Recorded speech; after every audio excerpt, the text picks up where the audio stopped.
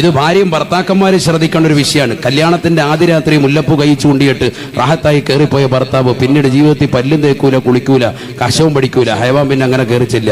പിന്നെ പെണ്ണുമ്പോൾ ഇറങ്ങി അങ്ങനെ ഓടാതിരിക്കും. പിന്നെ എങ്ങനെ ജീവിതത്തിൽ സന്തോഷം ഉണ്ടാകും? അവർക്കിടയിൽ ദാമ്പത്യ ജീവിതത്തിൽ വിള്ളലുണ്ടാവൂലേ? ഇന്ന് സമൂഹത്തിൽ നടക്കുന്ന ഏറ്റവും വലിയ പ്രശ്നമാണ്. നമ്മൾ ജോലി ചെയ്യും, മീനിന്റെ കാര്യത്തിന് വേണ്ടി പോകും, അങ്ങ് കടലിൽ പോകും, ഒക്കെ കഴിയിട്ട് വരുമ്പോൾ ശരീരം മുഴുവൻ അഴുക്കാണ്. എന്റെ പൊന്ന് താത്താന്ന് പറഞ്ഞ് എന്നിട്ടുന്ന കാര്യം പെണ്ണുങ്ങൾ ഇറങ്ങി ഓടും. അവർക്ക് റാഹത്ത് വേണ്ടേ? അവർക്ക് പറയാൻ പറ്റൂല. ചില പെണ്ണുങ്ങൾ പറയൂല, വായ്നാറ്റം, നിന്റെ വായ്നാറ്റം ബീഡി വലിച്ചിട്ട് ബീഡിക്കറിയും, അതുപോലെ തന്നെ വായ്നാറ്റമാണ്. ആ വായ്നാറ്റം തുറന്നു പറയൂല. എന്നാ ചില പെണ്ണുങ്ങൾ പറഞ്ഞെന്നിരിക്കും, എന്റെ പൊന്ന് കാക്ക പോയി വായി കഴുകട്ടുവാ എന്ന് പറയുന്ന സൈസും ഉണ്ട് നമ്മുടെ ഇടയിൽ.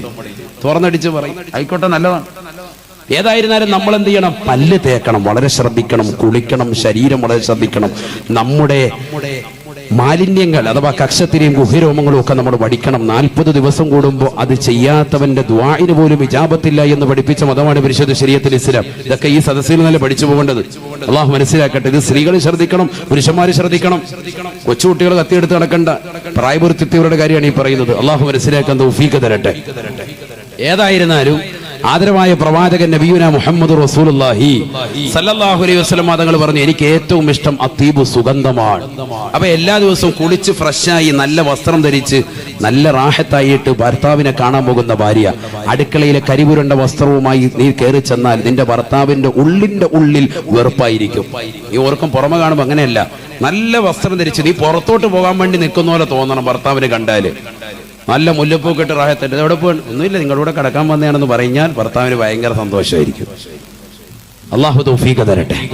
അങ്ങനെ വേണം. അങ്ങനെ ആയാൽ ഭർത്താവ് പിന്നെ പുറത്തോട്ട് നോക്കൂല, ജനലിലൂടെ അടുത്ത പെണ്ണുങ്ങളെ നോക്കാൻ പോകൂല, നിന്നെ തന്നെ നോക്കിക്കൊണ്ടിരിക്കും. കാരണം എന്താ?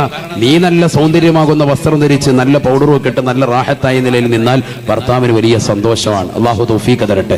ഞാനിത് പറയുന്നത് ദാമ്പത്യ ജീവിതങ്ങളിൽ നിന്ന് ഒരുപാട് തകർന്നു പോകുന്നുണ്ട്. പ്രത്യേകിച്ച് 35ഉം 40ഉം ഏജെത്തിയതാകുന്ന സഹോദരിമാരാണ് ഇന്ന് മതിൽ ചാട്ടത്തിന് ഏറ്റവും മുന്നിൽ നിൽക്കുന്നത് 17കാരിയേക്കാൾ. അവിടെയാണ് മനസ്സിലാക്കേണ്ടത്. 17കാരിക്ക് അത്രയും കുഴപ്പമുണ്ടാവില്ല. 35, 40, 3 മക്കളൊക്കെ ഉള്ള കുട്ടികളാണ്, പെണ്ണുങ്ങൾ, സ്ത്രീകളാണ് മതിൽ ചാടുന്നത്. അല്ലാഹു നമ്മളെ കാത്തിരക്ഷിക്കട്ടെ. ഹബീബായ റസൂലുള്ളാഹി സ്വല്ലല്ലാഹു അലൈഹി വസല്ലം തങ്ങൾ പറയുകയാണ്,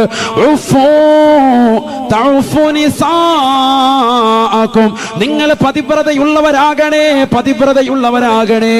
എന്നാൽ നിങ്ങളുടെ പ്രിയപ്പെട്ട ഭാര്യമാർ പതിവ്രതയുള്ളവരാകുമേ എന്ന് ഹബീബായ റസൂലുള്ളാഹി. അഴീക്കോടിത്തിയിലുള്ളതാകുന്ന പ്രിയപ്പെട്ട സഹോദരങ്ങളോട്, പ്രിയപ്പെട്ട യുവാക്കളോട്, ചെറുപ്പക്കാരോട് കുമ്മരം ഉസ്താദ് സ്നേഹത്തോടുകൂടി ഓർമ്മപ്പെടുത്തുകയാണ്, നിങ്ങൾ സിനിമ കാണാതെ, സീരിയൽ ദർശിക്കാതെ അശ്ലീലമാക്കപ്പെട്ടതാകുന്ന സിനിമാ ലോകത്തേക്ക്, WWE അടിച്ചുകൊണ്ട് അശ്ലീല ലോകത്തേക്ക് കണ്ണുകളെ കൊണ്ടുപോകാതെ സൂക്ഷിക്കുന്നുണ്ടോ? നിങ്ങൾക്ക് ഇതാ കിട്ടുന്ന പെണ്ണ് തീർച്ചയായും പതിവ്രതയാണ്, പതിവ്രതയാണ്.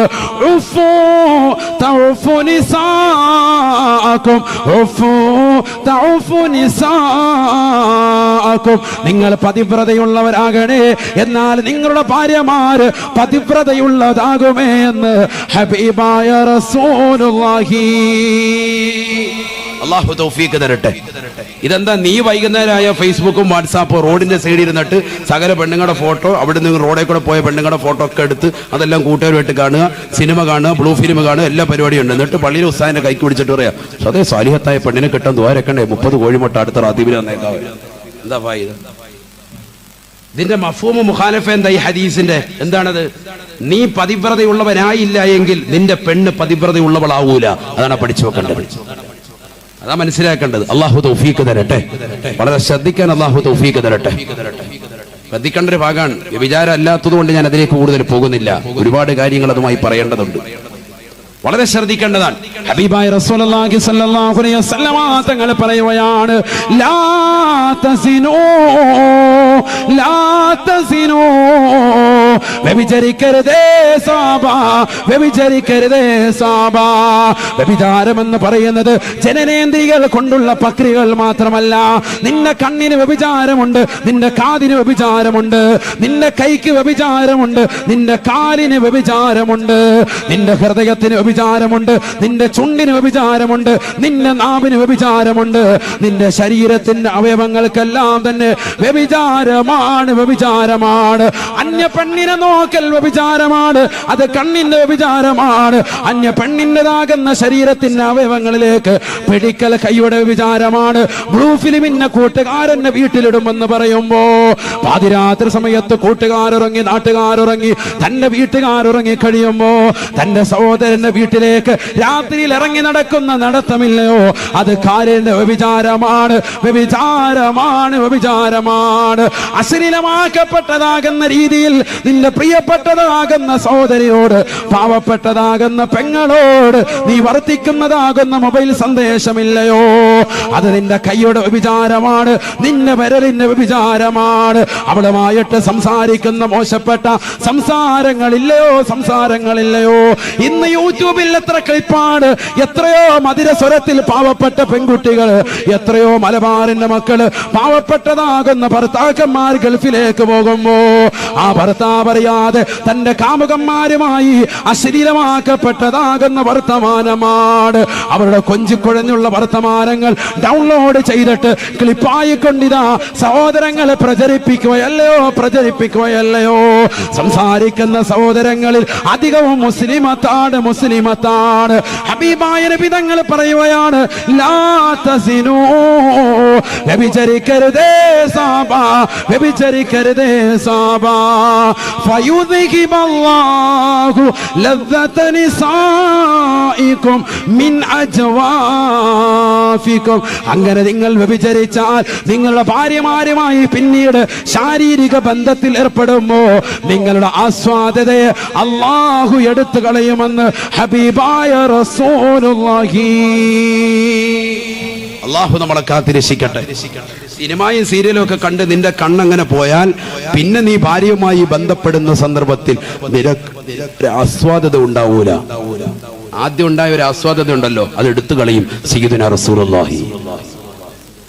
അപ്പൊ എന്തുണ്ടാവും? ദാമ്പത്യ ജീവിതത്തിൽ വിള്ളലുണ്ടാവും. ഇവളുമായിട്ട് ഇതിലൊന്നും റാഹത്തില്ല, നമുക്കെന്നാ പിന്നെ സണ്ണി ലിയോനെ കിട്ടുമെന്ന് നോക്കാം. പിന്നെ നമ്മൾ നമ്പർ തപ്പിയെടുക്കുക.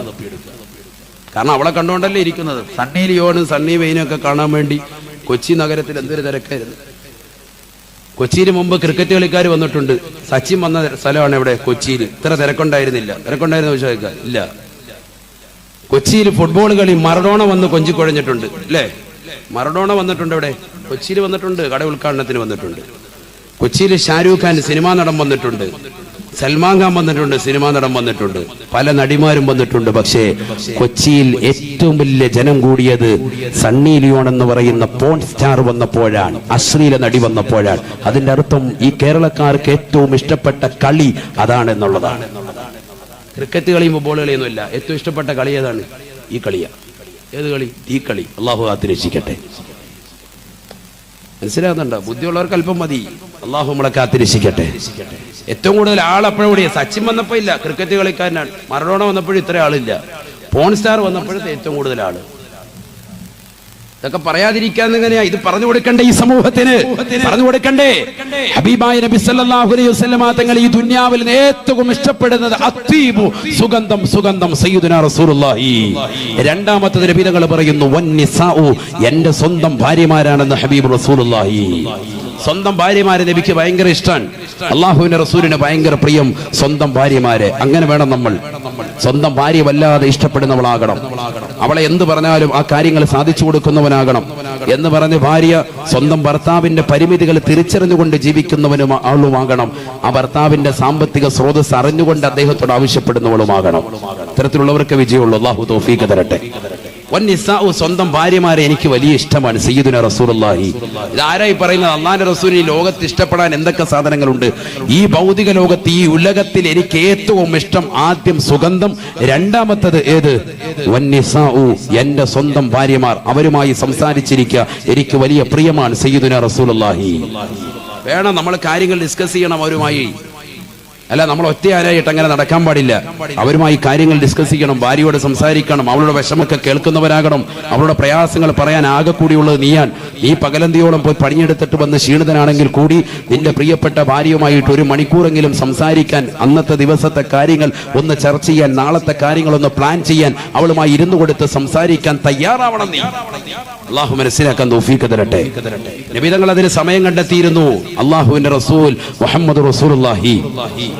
തീർന്നില്ല, നബി തങ്ങൾ പറയുന്നു, മൂന്നാമത് എനിക്ക് ഏറ്റവും ഇഷ്ടം വഖുറത്തു ഐനി ഫിസ്സലാ, നമസ്കാരത്തിൽ കൺകുളിർമയാകലാണ്. അവിടെയാണ് നമുക്ക് തെറ്റുന്നത്. ബാക്കി 2 ഉസ്താദ് പറഞ്ഞു വേണേ നമ്മൾ അത്തറും അടിച്ച് പെണ്ണുമുള്ള എടുത്തു തന്നെ നമ്മൾ ഇരുന്നോളാം. പക്ഷെ മൂന്നാമത്തതാണ് വലിയ വിഷയം. വഖുറത്തു ഐനി ഫിസ്സലാ, നമസ്കാരത്തിൽ കൺകുളിർമയാകുക എനിക്ക് ഏറ്റവും ഇഷ്ടം സയ്യിദുനാ റസൂലുള്ളാഹി. അത് ഇഷ്ടപ്പെടണം നമ്മൾ. നബി തങ്ങൾ ഇഷ്ടപ്പെട്ട കാര്യങ്ങൾ നമ്മൾ ഇഷ്ടപ്പെടണം.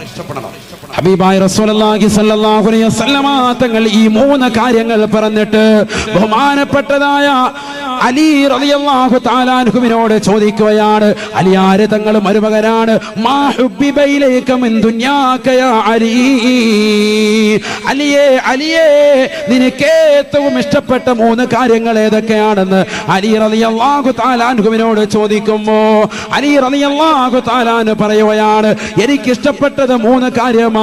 ഇക്റാമുൽ ലൈഫി വല്ലർബു ബിസൈഫി.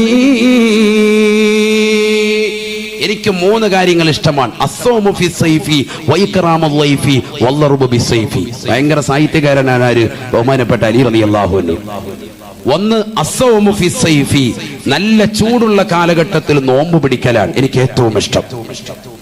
2 വല്ലർബു ബിസൈഫി, ശത്രുവിന്റെ തല കൊയ്തെടുക്കലാണ്, വാളുകൊണ്ട് വെട്ടികളാണ് എനിക്ക് ഏറ്റവും ഇഷ്ടം. കണ്ടോ ഇപ്പൊ പലരും പറയും, കണ്ടില്ലേ ഞങ്ങൾ പറഞ്ഞത് തന്നെ വന്ന്. ഇസ്ലാമിൽ ഏറ്റവും ഇഷ്ടം എന്താണ്? വാളുകൊണ്ട് ശത്രുവിന് യുദ്ധം ചെയ്യലെന്നാ. കണ്ടില്ലേ എന്ന് പറയണ്ട. അത് പറയണമെങ്കിൽ അലി റളിയല്ലാഹു അൻഹു ആരാണെന്ന് പഠിക്കണം. ഈ പറഞ്ഞ വ്യക്തി ആരാണെന്ന് പഠിക്കണം. ആരാണ് അലി റളിയല്ലാഹു അൻഹു? അലി റളിയല്ലാഹു അൻഹു ആരാണ്? അലി റളിയല്ലാഹു തആല അൻഹു ശത്രുവിനെ ഇതാ മലർത്തിയടിക്കുകയാണ്. ഒരു യുദ്ധത്തിൽ ശത്രുവിനെ മലർത്തിയടിച്ചിട്ട് അദ്ദേഹത്തിന്റെ നെഞ്ചത്ത് കയറിയിരുന്നു കൊണ്ട് കടാരയെടുത്ത് അദ്ദേഹത്തിന്റെ നെഞ്ചിലേക്ക് കുത്താൻ തുനിഞ്ഞപ്പോ ആ ശത്രു അതാ അലി റളിയല്ലാഹു അൻഹുവിന്റെ മുഖത്തേക്ക് കാർക്കിച്ചു തുപ്പുകയാണ്. അലി റളിയല്ലാഹു തആല അൻഹു ഉടനെ എഴുന്നേറ്റ് മാറിയിട്ട് പറയുകയാണ്, ഖുമ്മനി, എഴുന്നേറ്റ് പൊയ്ക്കോളുക, എഴുന്നേറ്റ് പോകണേ. കൂട്ടുകാരൻ അലി റളിയല്ലാഹു അൻഹുവിനോട് ചോദിക്കുകയാണ്, എന്താണ് അലിയെ നീ കാണിച്ചത്? 10 മിനിറ്റ് എടുത്തുകൊണ്ട് ആ ശത്രുവിനെ നിലത്തടിക്കാൻ വേണ്ടി പ്രയാസപ്പെട്ട് അദ്ദേഹത്തെ നിലത്തടിച്ചിട്ട് അദ്ദേഹത്തിന്റെ നെഞ്ചിൽ കയറിയിരുന്നു കൊണ്ട് കത്തിയെടുത്തുകൊണ്ട് കടാരയെത്തുകൊണ്ട് അവന്റെ നെഞ്ചത്ത് കുത്താൻ വേണ്ടി തുനിഞ്ഞപ്പോ എന്തിനാണ് നിങ്ങളൊന്ന് മാറിക്കളഞ്ഞത് അലിയെ എന്ന് ചോദിച്ചപ്പോ അലി റളിയല്ലാഹു തആല പറയുകയാണ്, ഞാൻ അവന്റെ നെഞ്ചത്തേക്ക് കുത്താൻ വേണ്ടി പോയപ്പോ എന്റെ മുഖത്തേക്ക് അവൻ കാർക്കിച്ചു തുപ്പി. ഞാനും അവനുമായിട്ടുള്ള പ്രശ്നം ലാ ഇലാഹ ഇല്ലല്ലാഹ് മുഹമ്മദുർ റസൂലുള്ളാഹ് എന്ന തൗഹീദിന്റെ വിഷയമാണ്. അവൻ കലിമ ഉച്ചരിച്ചാൽ ഞാൻ അവനെ ചേർത്തു പിടിക്കുമേ. പക്ഷേ അവന്റെ മുഖത്തേക്ക് കാർക്കിച്ചു തുപ്പിയപ്പോ ആ തുപ്പിയതിന്റെ കാരണമായിട്ടെങ്ങാനും എന്റെ കുത്തിന്റെ ശക്തി ഒന്ന് വർദ്ധിച്ചു പോയാൽ അള്ളാഹുവിന്റെ മുന്നിൽ ഞാൻ ഹിസാബ് പറയുമെന്ന് അലി ഇബ്നു അബീ ത്വാലിബ് റളിയല്ലാഹു അൻഹു. എന്നെ തുപ്പിയതിന്റെ ദേഷ്യത്തിലെങ്ങാനും ആ കുത്തൊന്ന് അല്പം കൂടിപ്പോയാൽ, ഇതിന്റെ മുറിവ് ഒരല്പം ഒന്ന് കൂടിപ്പോയാൽ നാളെ റബ്ബിന്റെ കോടതിയിൽ എനിക്ക് ഹിസാബ് നിൽക്കേണ്ടി വരും. അവനെ തുപ്പിയത് കൊണ്ട്, അതുകൊണ്ടാണ് ഞാൻ അവനോട് പൊക്കോളാൻ പറഞ്ഞത്. അവൻ പോവുകയും ചെയ്തു, വേറെ സ്വഹാബത്തിന്റെ വെട്ടേറ്റ് മരിക്കുകയും ചെയ്തു. ചിലപ്പോൾ അതിങ്ങനെ ചിന്തിച്ച് ചിലര് ഇങ്ങോട്ട് തിരിച്ചു വരാതാവും. എന്ത് പറ്റി? അയ്യോ അയാൾ രക്ഷപ്പെട്ടല്ലോ പടച്ചവൻ, അയാൾ ഇപ്പോൾ വല്ലതും ഉണ്ടോ എന്നൊക്കെ ചിന്തിച്ചിരിക്കണ്ട, അയാൾ തീർന്ന്. പക്ഷെ എന്ത് പറ്റി? അലി റളിയല്ലാഹു അൻഹു പിന്നെ അവനെ തൊട്ടില്ല. എന്താ കാരണം? ഞാൻ അവനെ ഇനി വെട്ടുന്ന സന്ദർഭത്തിൽ